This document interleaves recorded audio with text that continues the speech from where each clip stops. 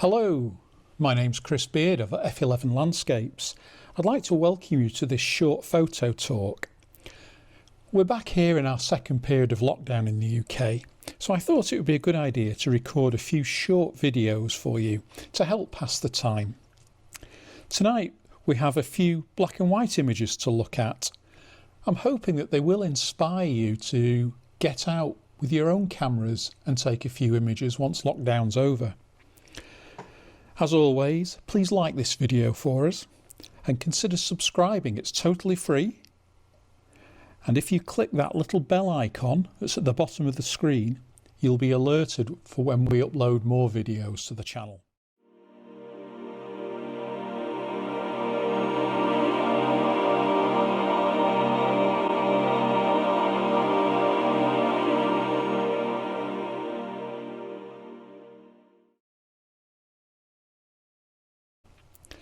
Well, thanks in advance.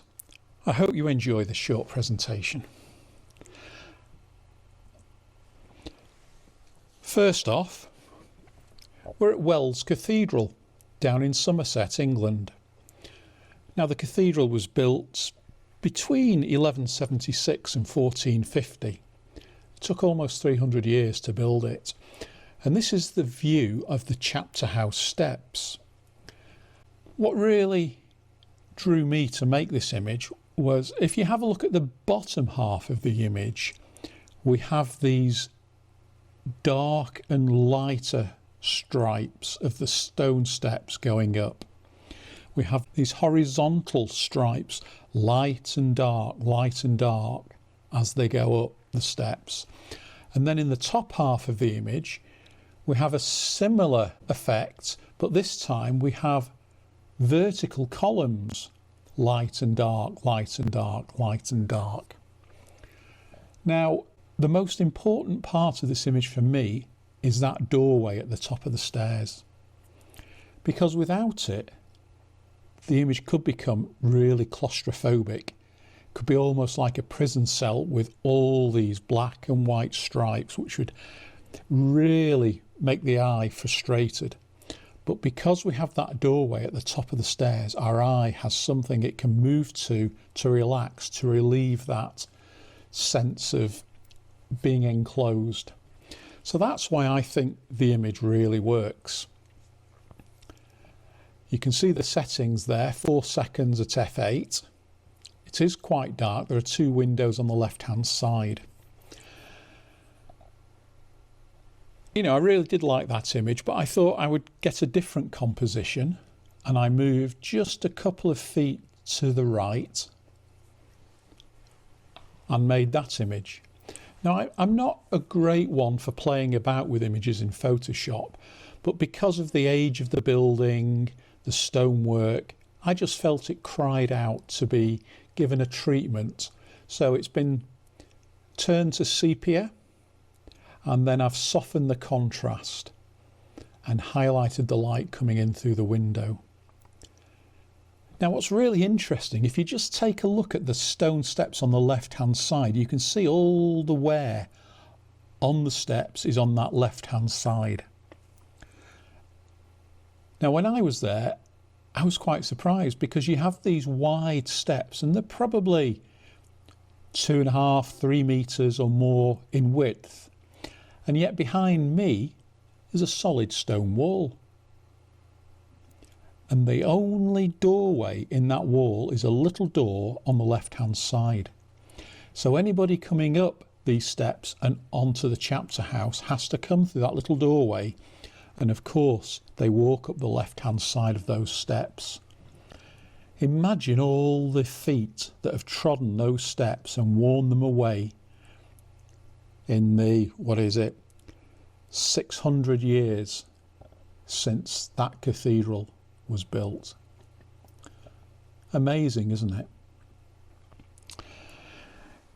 Well, I do like photographing in cathedrals and churches over winter. Here's another image. The best to go mid-January, after the Christmas celebrations are over. They're very quiet then, not many people about to get in your way. You can use tripods in quite a lot of the churches and cathedrals. Just ask before you go in.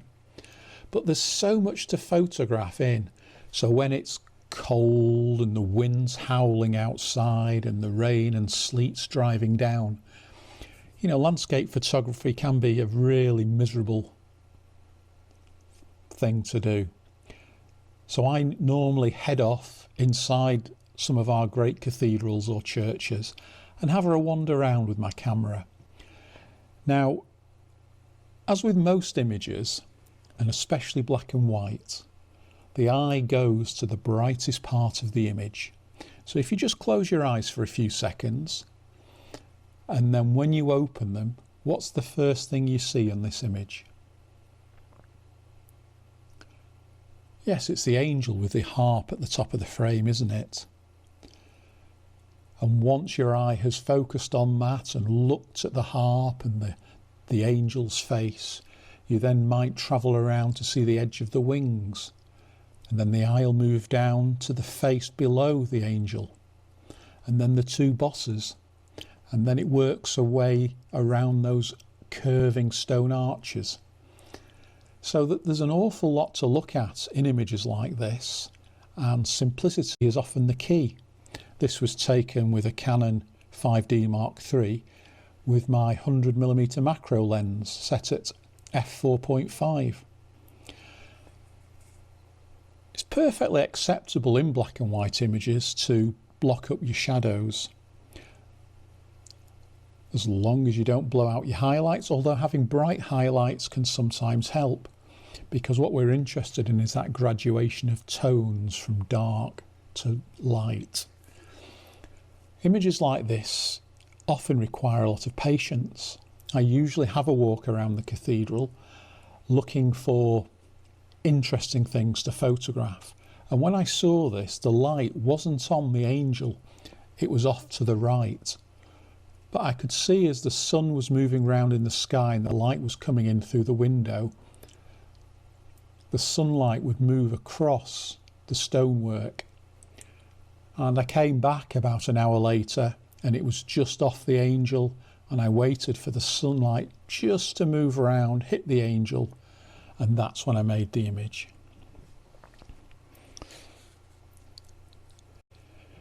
Moving on to Wiltshire now. This is Pewsey Vale down in Wiltshire. I was up on this hillside looking over the scene early one morning. I think from memory it was about November time, and the sun rose in the distance and it backlit all the mist. And of course, because the trees that were facing me were in shadow because the light was behind them, it made them stand out a lot more. And I tried a few different compositions here, and then you can see the little lane winding through the bottom left-hand third of the image, and a car came along there, and that car attracted my attention, and I could see the two silver ribbons of car tracks moving up through the frame and off round the corner. And I thought, that is a nice little leading line. So I put on my 70 to 200mm lens and zoomed in to this composition here. And as I did so, using that long lens, it's compressed the background. So all those trees in the background and the fields that are beyond them have been brought closer. So it's kind of reduced the distance between them.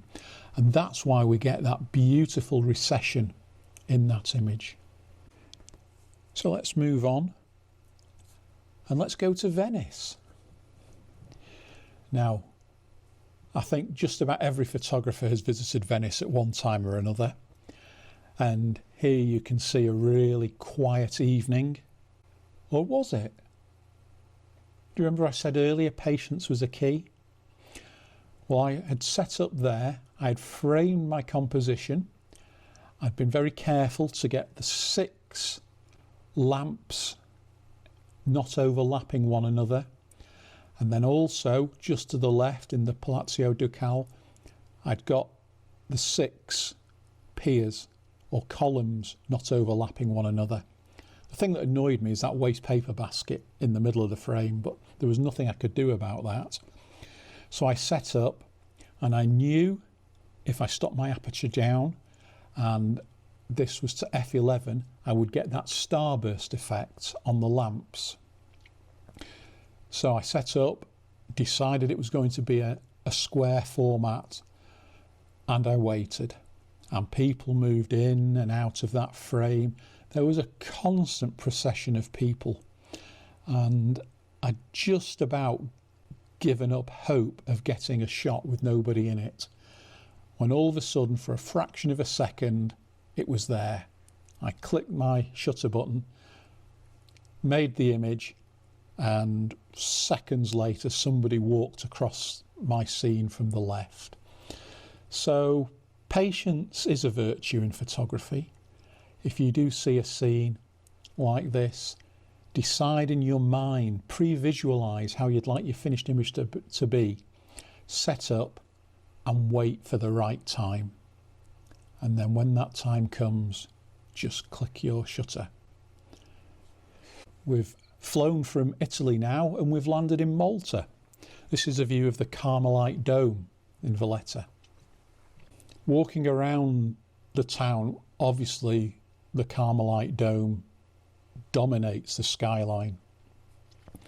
And I was there with a friend and we thought it'd be nice to get an image of the dome.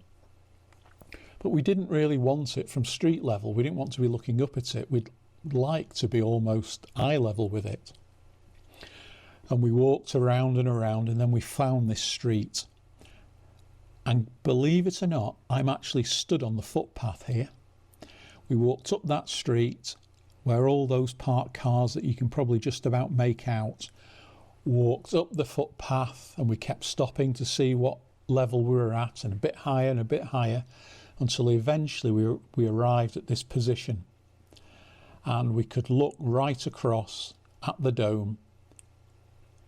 The sides of our frame are the buildings that are in shadow, and as we said before, your eye goes to the brightest part of the frame, which is, well, it's not the dome, to be honest.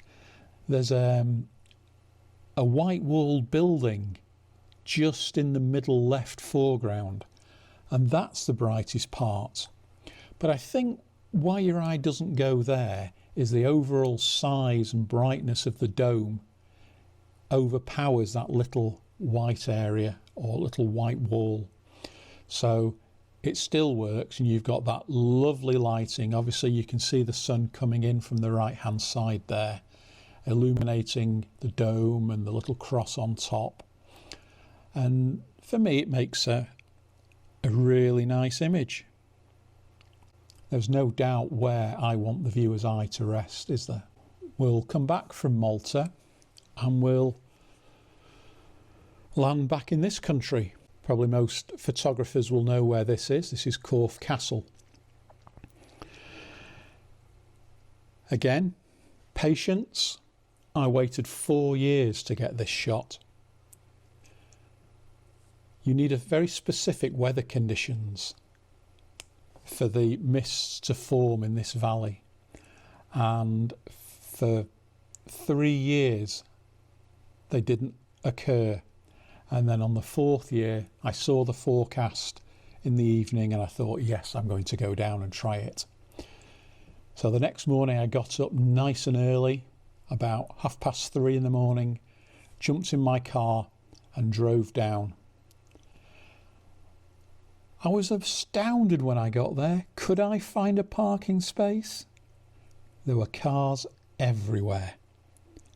It seemed as though every photographer and his dog had made his way down. Well, I had to drive quite a way away. I found somewhere to park my car. I got out and I ran back to the location, through the stile, up the hill. It was still dark when I was doing it. You can imagine I'm stumbling over the ground. And I happened to look up onto the hillside, and it was like looking at a gigantic Christmas tree. All I could see were head torches twinkling in amongst the gorse. I don't know how many photographers there were there, but 20, 30, probably more. Every single location I looked at, there was a photographer in residence.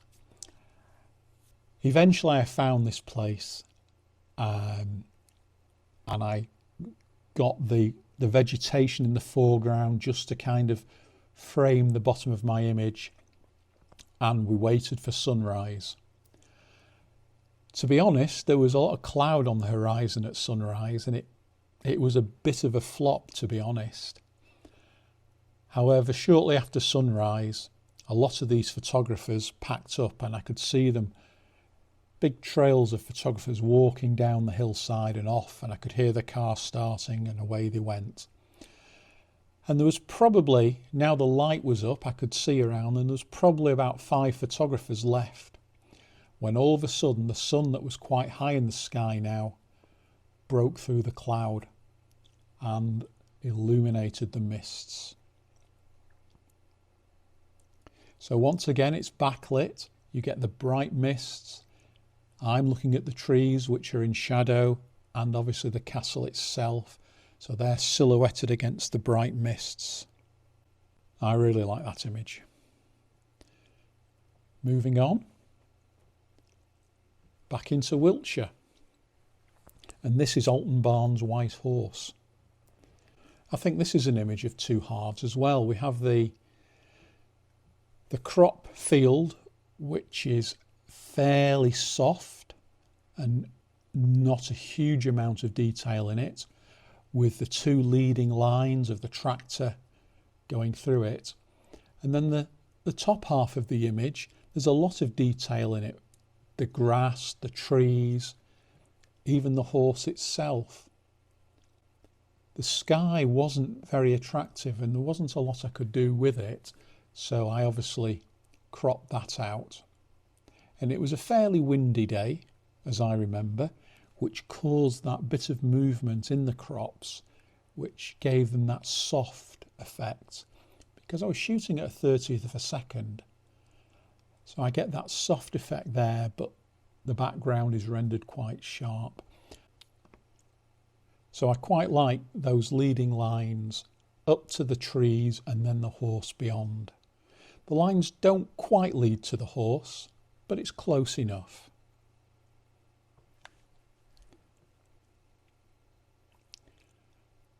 So let's hop back on a plane and let's go out to Q8. These are water towers, by the way. So many hundreds of millions of gallons they hold. Apparently 2 of these are water towers and 1 is a storage area. But they were built in 1979, and I remember seeing these on the news. If you cast your mind back a few years to when Iraq invaded Kuwait, I remember seeing on the news Saddam Hussein's tanks underneath these towers, and it was so impressive. I thought one day I'd love to go out there and see them for myself. And I got the opportunity a couple of years ago. Tremendously hot out there, 40 odd degrees during the day. But I saw the towers and I knew that I had to come back with a really good image of them. I knew I had to come back with something special. My mind went back to one of my photographic heroes, Ansel Adams, and how putting a red filter in front of your lens can actually help to darken the sky. Obviously we don't use film these days, we're using digital cameras, but we can do the same effect digitally in Photoshop. And I will be producing a video in the future on black and white conversions and several different ways of turning your colour images into black and white. But as I say, this is one that I really enjoyed. I thought about it beforehand and managed to make the image.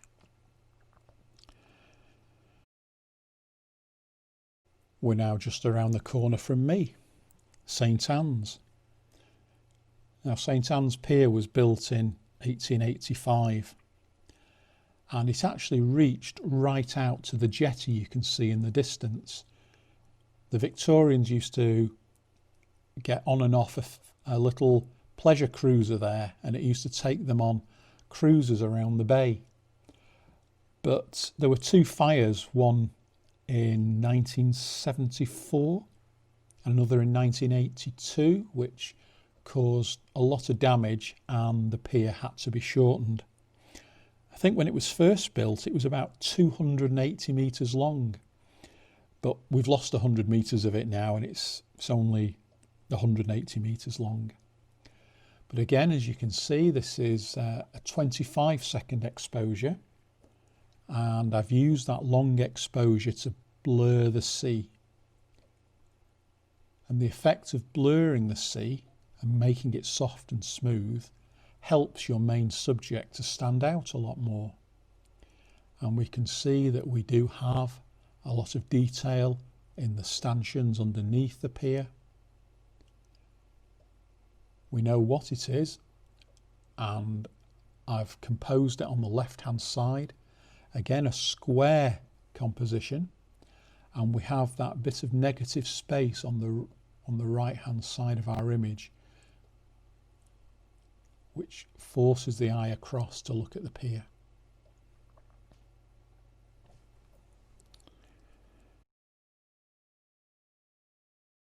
Just a couple more to go.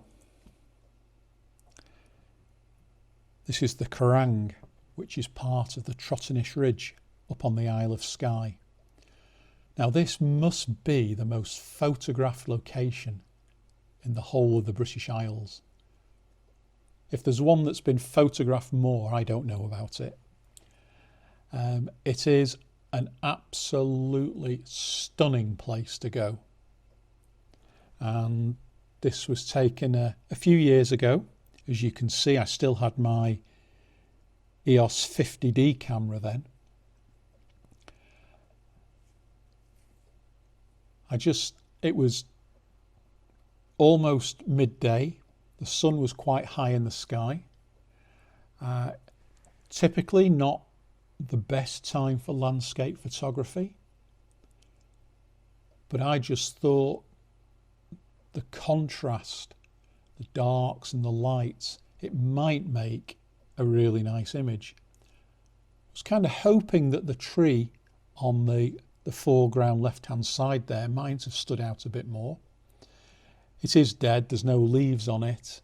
It might have actually gone by now, but I just thought, you know, it was really nice, and I positioned it just to hide that first little lochen there, which I thought if we had that bright white reflection on the lochen, it might be a little bit too overpowering in the scene. I wanted people to look at, you know, the mountain in the distance there. Yeah, one that I think works really well. And of course here you have the dramatic clouds as well.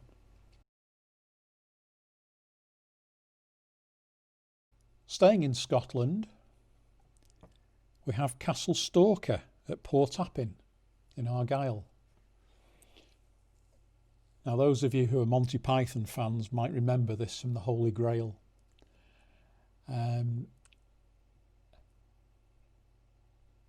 Typically I don't like to do a lot of processing to my images, but I just couldn't resist doing it to this one. Fairly long exposure, you've got the crepuscular rays coming down behind, and yes, I have enhanced those. They were there in the original image, but I did enhance them just to make them stand out a bit more, and I think it makes for a really dramatic black and white image. And I think that's why black and whites are probably a bit more popular than colour images, and that's because with colour you can get distracted by the colours, but with black and white it's very much about textures, tones and composition. Takes us back to the early days of photography when that's all we had. And my last image is one of the Ashton Memorial in Williamson Park up in Lancaster, taken with my 24mm tilt shift lens. And I had to adjust it because the way I was looking at it, you would have got some converging verticals if I hadn't have used a tilt shift lens.